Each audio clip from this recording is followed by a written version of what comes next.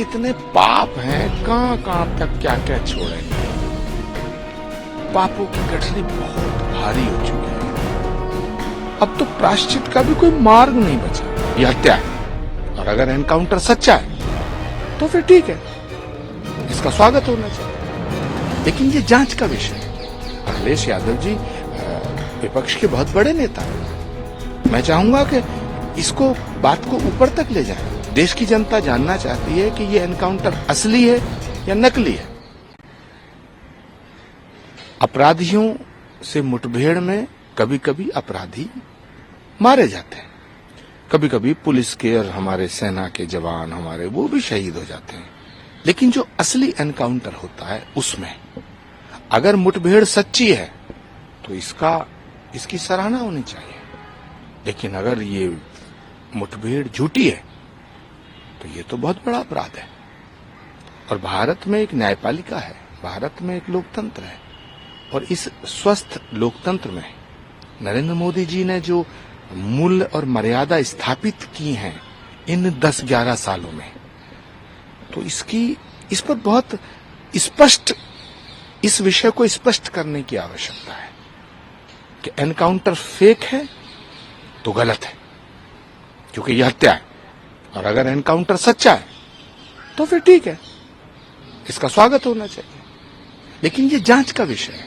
अखिलेश यादव जी विपक्ष के बहुत बड़े नेता हैं। मैं चाहूंगा कि इसको बात को ऊपर तक ले जाएं। देश की जनता जानना चाहती है कि ये एनकाउंटर असली है या नकली है। एक दूसरा सवाल बसपा सुप्रीमो मायावती कि कांग्रेस पार्टी से दलित लीडर्स को अपना जो गठबंधन है वो तोड़ देना चाहिए, क्योंकि दलितों के खिलाफ में कांग्रेस पार्टी अंबेडकर साहब के जमाने से रही है। देखिए, कांग्रेस के इतने पाप हैं, कहां कहां तक क्या क्या छोड़ेंगे। पापों की गठरी बहुत भारी हो चुकी है। अब तो प्रायश्चित का भी कोई मार्ग नहीं बचा। और राहुल गांधी जी की जो कांग्रेस है, ये देखने में लगता है खड़गे जी की कांग्रेस है। ये खड़गे जी की कांग्रेस नहीं है। ये जितने भी वर्किंग कमेटी में ऑल इंडिया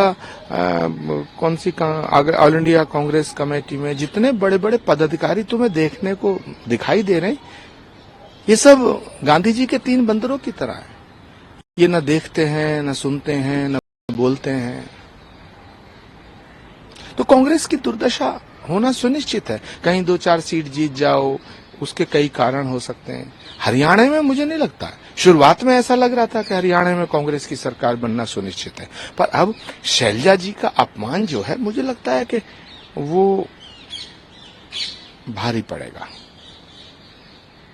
जिस तरह मैंने बोला था ना चुनाव से पहले, सनातन का श्राप ले डूबा, तो मुझे लगता है हरियाणा में शैलजा का श्राप ले डूबेगा। लगता है कि कुमारी शैलजा को अपमानित किया जा रहा है हरियाणा में, और अगर बीजेपी अगर वो आना चाहती है, फिर मुझे नहीं पता बीजेपी उनसे संपर्क कर रही है, मुझे नहीं पता शैलजा जी बीजेपी से संपर्क कर रही है। लेकिन अगर शैलजा जी का हृदय दुखी है तो फिर शैलजा का श्राप कोई झेल नहीं पाएगा। सांसद जी, आज एसटीएफ लखनऊ की टीम द्वारा देखिए, हम इन एनकाउंटर्स की पूरी जांच चाहते हैं। क्या पुलिस पहले से घर से उठा के लेके गई, बाद में मार दिया गया, या वाकई असली एनकाउंटर हुआ, ये जांच का विषय है और इसकी जांच होनी चाहिए। अब एक ठाकुर लड़के का एनकाउंटर हो गया, ऐसा तो नहीं है कि बात बराबर करने के लिए इस किस्म की बातें हो रही हो। क्या इंसानी जिंदगी इतनी सस्ती हो गई कि जब चाहो उसको मार दिया जाए, जान से मार दिया जाए एक जवान लड़के को? तो अदालतों की हमारे यहाँ ज़रूरत क्या है? जब अदालतें मौजूद हैं तो पुलिस का काम तो यह है कि अदालत में पेश करे और उसका जुर्म साबित होने में अदालत फांसी दे दे, किसी को कोई परेशानी नहीं है। लेकिन इस तरह से जो खबरें सुनने में आ रही हैं कि घर से उठा के ले गए और उसके बाद लाश दे दी, ये लोकतंत्र की हत्या हो रही है, किसी एक आदमी की हत्या नहीं हो रही। इस एनकाउंटर पर यूपी के मंत्री संजय निषाद कह रहे हैं कि देखिए, समाजवादी पार्टी किसी जाति वाले के साथ नहीं है। समाजवादी पार्टी इंसाफ के साथ है। इंसाफ होना चाहिए और इंसाफ अगर सही हो रहा है तो हमें कोई शिकायत नहीं है। अगर इंसाफ नहीं हो रहा, क्योंकि हमारे यहाँ एक जुडिशियल सिस्टम है, हमारी अदालतें हैं, अदालतें फैसला करती हैं किसको क्या सजा मिले।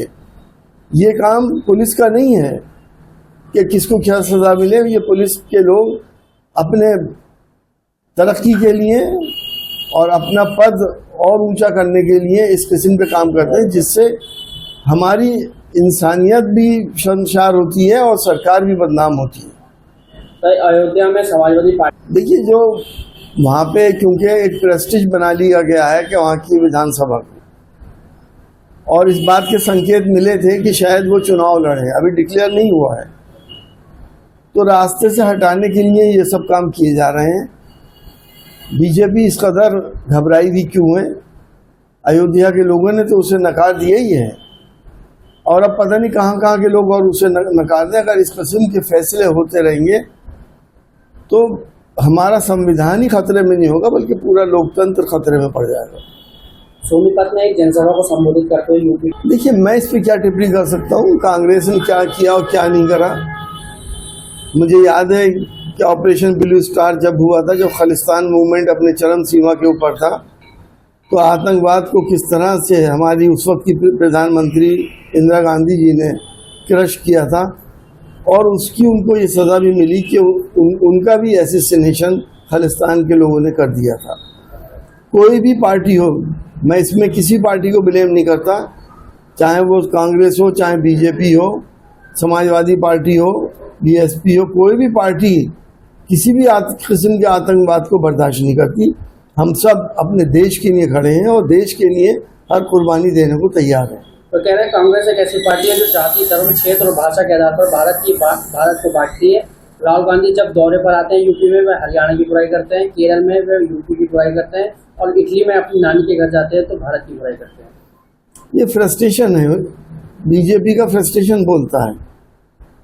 कहीं भी जाए कोई आदमी क्या बात कह रहा है, उसको किस तरह से पेश किया जा रहा है, और किस तरह से चैनल्स उसका ढोल बजा रहे हैं, ये तो इस वक्त देश की सारी जनता जानती है कि इस वक्त देश में क्या माहौल है और किस तरह की बातें की जा रही हैं।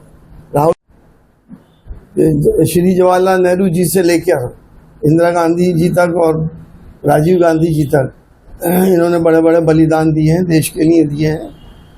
हमें सच्चाई को ज़रूर कहना चाहिए, अपनी सियासत के लिए सच्चाई के ऊपर पर्दा नहीं डालना चाहिए। चाइल्ड पोर्नोग्राफी को लेकर सुप्रीम कोर्ट का फैसला आया है। चाइल्ड पोर्नोग्राफी देखना और डाउनलोड करना क्राइम बताया गया है। मोबाइल के सहित दूसरे गैजेट्स में भी रखना अपराध है। पॉक्सो एक्ट के तहत कार्रवाई होगी सुप्रीम कोर्ट द्वारा।